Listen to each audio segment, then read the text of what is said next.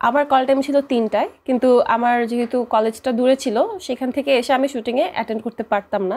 তো আমার একটু আবার অ্যাজমার প্রবলেম আছে, যেটা আমার রাতে একটু বাড়ে। তো আমি একটা দুষ্টামি করি সেদিন, যে আমি অ্যাজমার ওষুধটা খাই না। না খেয়ে থাকার কারণে সকালে আমার অবস্থা অবশ্যই পরীক্ষা দিতে যাওয়ার মতো থাকে না একদমই, যে কারণে আমি পরীক্ষাটা স্কিপ করতে পারি, কারণ বাসা থেকে আমার ফ্যামিলি খুবই স্ট্রিক্ট ছিল, মানে কখনোই যেতে দিবে না। কিন্তু যখনই দুপুর হয়ে আসতেছে তখন আমি হচ্ছে পারফেক্টলি মেডিসিন নিয়ে সুস্থ সুস্থ হয়ে 3টার দিকে আমি সেটে।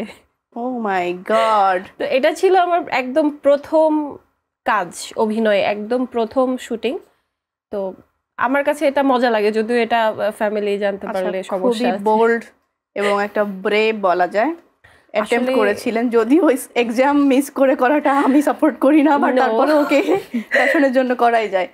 তো আপু, প্রশ্ন হলো যে আমাদের তো অনেক প্রফেশনের সুযোগ আছে, আপনার কেন মনে হলো এটা, মানে অভিনয়কেই কেন প্রফেশন হিসেবে নেওয়ার কথা মনে হলো? এই প্রশ্নটার উত্তর না আসলে আমার কাছে মানে পরিষ্কারভাবে নেই, কারণ আমার ছোটবেলা থেকে নাচ গান বা সাংস্কৃতিক যে বিষয়গুলো এগুলো আমার ভালো লাগে।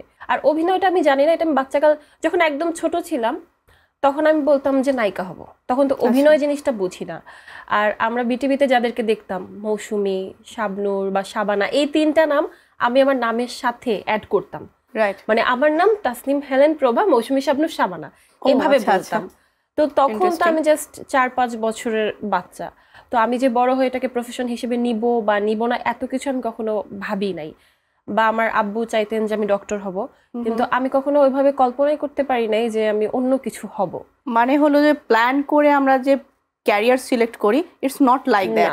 এটা হলো আমার ছোটবেলা থেকেই ভালো লাগা ছিল, আমার প্যাশনও বলা যায়, আমরা যেটাকে প্যাশন বলি, এটা এই প্যাশনের জায়গা থেকে, ভালো লাগার জায়গা থেকে নায়িকা হব। মানে সবাই আমরা মেয়েরা কিন্তু আয়নার সামনে নিজেকে নায়িকাই মনে করি। ইভেন আমি আমার আম্মু যেটা বলতো যে ঠিক আছে এটা মনে আছে, তোমাকে যখন কেউ জিজ্ঞেস করবে কি হতে চাও তুমি বলবা ডক্টর হতে চাই, যেহেতু তোমার আব্বু মানে এটা চায়।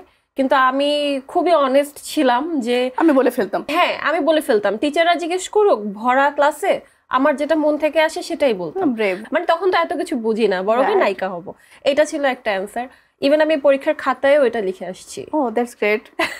এইম ইন লাইফ প্যারাগ্রাফ ছিল বাংলা, সেখানেও এটা লিখে আসছি। হিরোইন, হ্যাঁ হিরোইন। তখন এত বুঝতাম না আসলে অভিনয় বা নাট্যমঞ্চ, এত ভাগ বুঝতাম না। ইভেন আমি বলতাম যে সিনেমা দেখার সময় যে আম্মু এখন গেলে কি, ওই যে একটা ট্রেনের একটা সিন থাকে মৌসুমীর, আমি বলতাম আম্মু চলো এখানে যাই, গেলে এখন মৌসুমীকে দেখতে পাবো। এটা আমারও ছিল।